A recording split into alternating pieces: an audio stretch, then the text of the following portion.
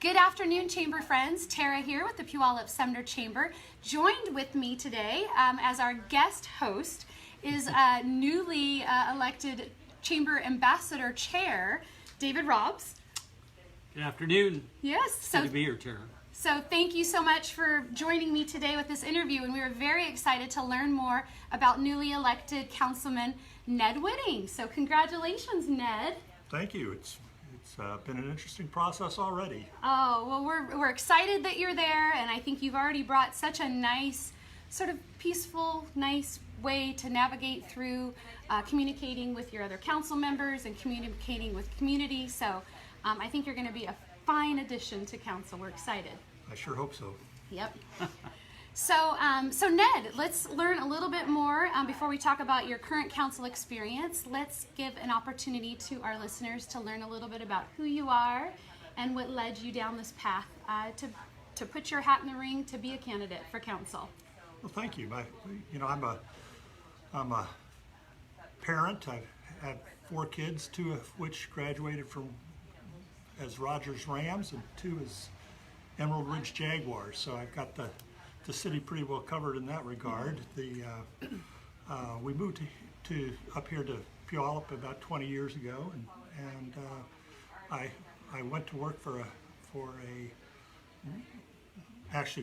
went to work for a company over in Fife, but that didn't work out very well. So partner and I ended up buying Valley Press, which is right across from the train station here in downtown Puyallup. So we stayed there for a year or so and quickly outgrew it. So we ended up in a facility over in Lakewood, and we grew the revenues there about tenfold. So we went from about $2 million in revenue when we got started to about $20 million, and headcount from about 20 to 150, 60, 80. That's incredible. So it's incredible growth. I wish we were all that fortunate with our small business endeavors. Must have been doing something right. Yeah, it was a fun ride. I really enjoyed the time, and it was really fun being small. As we got bigger, it lost some of its appeal. I have to say. Yeah, you really feel like a family when you're a small business, right. and as we got larger, I was the finance officer, so I would distribute checks for a long time, and so I knew everybody in the building. But then we got big enough that we went with a automatic check service, payroll company. Check service, and then I started losing touch with people, and then it just doesn't feel as much like a family anymore. And I think as it grows, you feel more like cousins than brothers and sisters. So Yep. Yeah, or step. Yeah. Step family. That's right.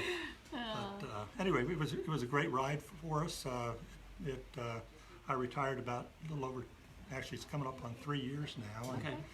And so I had more time than I needed at home, and my wife was trying to get me out of the house. So I ended up running for the state legislature a year ago, and I ran as an independent. I was just so tired of partisan politics. I just think we all want pretty much the same stuff, so why can't we agree on it and get it done? And that didn't work very good. I got my butt kicked from both sides. But the city council is a nonpartisan position, and I just think at the city level we tend to be a lot less partisan than we are at the state and national levels. So I think I fit in really well here, and my objective is to work with people and use common sense and find common ground. We love that sane center approach. Absolutely. Sounds like you bring that. And just with your business background, that's obviously intriguing. Not everyone knows what it's like to make payroll and to kind of fight against some of the challenges you have of not obviously just selling your product, but there is a lot that you need to navigate your way with when you're working with city. And so you have a little firsthand knowledge. We do like that.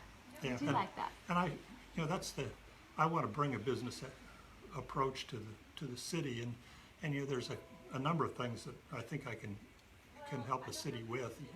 I've got a fiscal background, so I'm always focused on how you make money go further, and in the public sector, I think that's somewhat lacking at times, and I would hope to be able to make sure decisions like our new public safety building are done prudently so that we don't burden our taxpayers unnecessarily. But on the other side, the fun part about it is kind of where you guys come in. I look at Puyallup, I dream about what Puyallup could be. And you go to Hawaii and you sit at the first morning out, the travel agent or whoever it is comes in and they say, we can sign you up for the scuba diving or the trip to the top of the volcano or the kite deal or whatever. Yeah. Well, why can't Puyallup be a destination resort? Yeah. You can climb Mount Rainier. Oh, yes. You can, but that's pretty selective. But we've got those beautiful alpine meadows up there with all those beautiful wildflowers. For listening, if you have any questions, certainly feel free to answer or ask some of your questions. I'd like to learn a little bit more about what you learned knocking on doors. I hear you might have knocked on a few. I worked hard. Do you want to hit the close on that? The things that came up the most, that I talked about most when I was campaigning, one is homelessness. There's a lot of people concerned about homelessness in our community. Another is development, and we're getting more and more traffic coming into Puyallup. So I think as we try to increase the economic vitality of our community, we've got to be sensitive to balancing that with the infrastructure we need.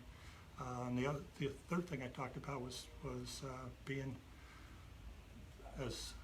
trying to eliminate the divisiveness and trying to work together to get to our objectives. And Yep. so those were my three things.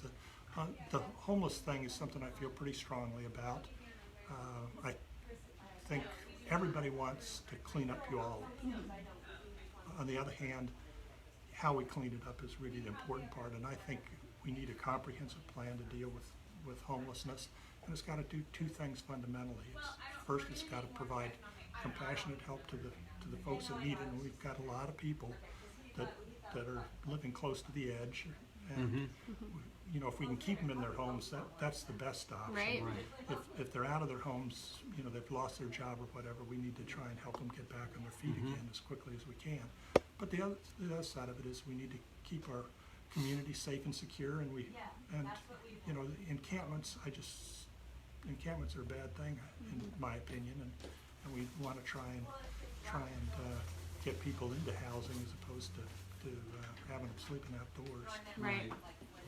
Yeah, I like that. I know you had some good ideas about, I guess, that issue. I don't know if it's something you want to share or elaborate a little further on. I know with polling, yes, homelessness is probably the number one. So what you heard at the door seems to echo what folks are hearing on any, professional polls.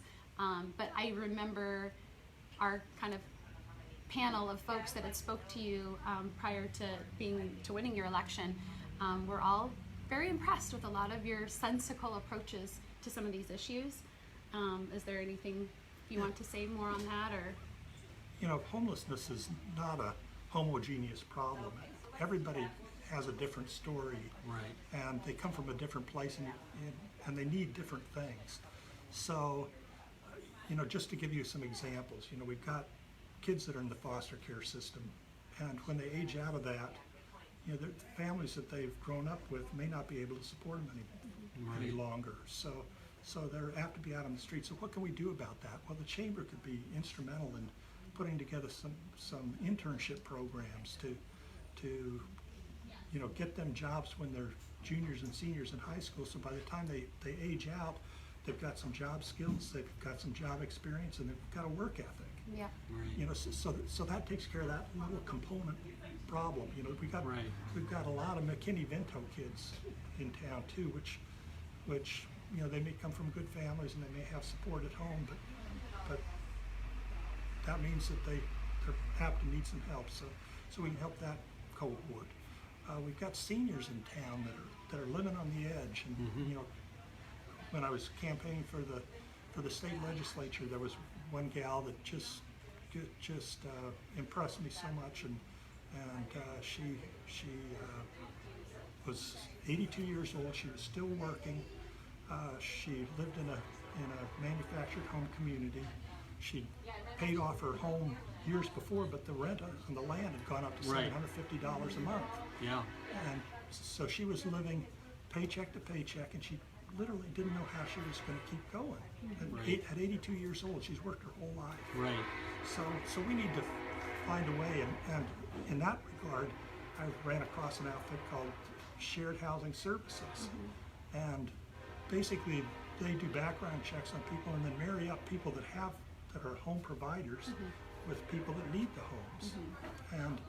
And if I can no longer support my home economically, they'll find somebody that can contribute to the Right. house upkeep. If I'm a widow and widower, either one, but I can't physically take care of my home anymore, then they match you up with somebody that has the physical abilities or the maintenance abilities to be able to help take care of the house. So that takes care of two people. Right. Right. And another outfit I ran across is Vallejo Employment. They help people that are in a homeless situation to find jobs. Well, if we can find enough of those pieces of the puzzle and put them to work, then we don't have to have these Right. folks. We can get them now. Obviously, there's drugs, there's mental health Right. issues. Right. We need to provide services for those folks. Yeah. We don't want to attract people from out of town to come to Puyallup. Right. We want to address the homeless problem we've got Right. here in town. Right. and I'll not take add to it. action something you just suggested that the chamber does to work with internships and or mentorship of these foster care. Today, fortuitously, Ivy and I are touring Amara, which is a newer foster care facility, and so I will go in armed with that plan of how can we help you mentor, intern those. Perfect. I'll say sent to you by Ned Witting. Yeah, when you think about it, and in this time where employment's tight, employers are struggling to find good workers, and a lot of the time, people that are homeless get excluded from that labor pool because Right. they smell, they Yep. can't get to the job interview, whatever it is. Yeah. It's really hard, and I've talked to a number of homeless folks and if they're trying to climb up the ladder out of homelessness, Right. if they miss a rung, they don't go back one rung, they fall all the way to the bottom Yep. Sure. and have to start all over again. And if they've got addiction problems, then they go back and get addicted again. Right. Those sorts of things. So Yeah. a lot of it's got to be a community effort. Right. It takes a community to raise a child. It takes a community to address homelessness. Right. Yeah, it really is a social issue, not necessarily a governmental issue. And I think a lot of times, because certain people have never been in that situation before, they don't even know what resources are out there to help them or to move them forward or get them off of their current situation. So I agree. Identifying the needs has to be an individual thing as opposed to a group kind of a thing. So, Absolutely. And it's interesting because I've talked to a number of people here in our community. Puyallup is such a wonderful community. We got so many good people, and these people have taken it on themselves to adopt a homeless person, and they help them get ID. You can't do anything without an ID, and right. so Yeah. so they help them get an ID. Some of the basic, simple. They mentor them along until they can start to stand on their own 2 feet, and we've got this Freezing Nights program that's been going on for years and years. Yes. And it's one of those things that we those people are there. If we can enlist them in doing some of the one-on-one mentoring, Right. then I think that would really be beneficial. Yeah. So aside from city council, what else do you do for fun? Do you like that? I'm pretty boring, actually. I've got a couple of sea kayaks that I don't get out as often as I'd like to, and I like to hike and camp. I've been a scout leader I've been involved in the scouting program for about 40 years, so I've been scout Great. masters and cub masters, and I actually serve on the council board here in Okay. Tacoma. So, I like that camping and getting out in the woods from time to time. Like Yeah. to do some camping. My I'd- wife and I like to get out of town once in a while, but again, we don't get out Right. as often as we'd like. Well, I just learned you also seeing eye dogs. You raised those at We some have, point in your life. we're kind of out of that. Okay. We raised guide dogs for the blind, dogs and canine companions Yeah, for that's quite a number of pretty years. cool. And that's a really interesting and yeah. rewarding thing. Those dogs are so smart and it's we one of the flunky. We still got one of the flunkies. Nice. Sorry, you had a question. Yeah, and it escapes me at the moment. But no, back to what you were saying about the out of doors. I mean, to live in the Northwest and not to be involved in the out of doors, you're really missing a wonderful opportunity. I was born and raised in Kansas, so the out of doors was going out and working the farm every day. So. So being able to camp and do those kind of things it's a wonderful area for that. When we lived out in California for a while, and if you wanted to get to the mountains, it was a 3.5-hour drive. If you wanted to get to the ocean, it's an hour. Everything's so close here, Yeah. and you can be outdoors and hiking a trail in minutes. Yeah. Yep. Awesome. Well, we're fortunate to have all of our council members. Extremely fortunate to have you, who I think will be a nice conduit to all of that as well. So, anxious to continue collaborating with the city. They've been such great partners. And now with you in the mix, I'm sure we'll be seeing each other more frequently. Thanks for being here today. If there's anything you'd like to say as far as how people might want to get in touch with you, or if you have some sort of passion projects that you might want some support or help on, let folks know how they can get a hold of you, or let them know right now. I guess the one thing I would beg our community is we, on the homeless issue, we've a lot of people are pretty dug into their positions, and I just think that if we look at outcomes as opposed to how we get there, and if the outcome we want is to get rid of encampments, the way to get there may be a little different than Right. a lot of people think, and so we need to listen to both sides on that because what we've been doing hasn't been working too great, and I think if we pool our resources and just work together, I think we can take a big dent out of it at a minimum. Okay. Awesome. Awesome. Thanks for joining us today. I thank appreciate it. Yeah. Yeah, I hope great you all talking. enjoyed getting to know Ned Witting a little further. Join a city council meeting pretty much every other Tuesday at 6:30 is our council schedule. But it's just a great way to get engaged. You can also watch live recorded sessions at your leisure if you can't make a council appointment. But it really gives you a great flavor of what's happening, what's important, what the city's needing to decision.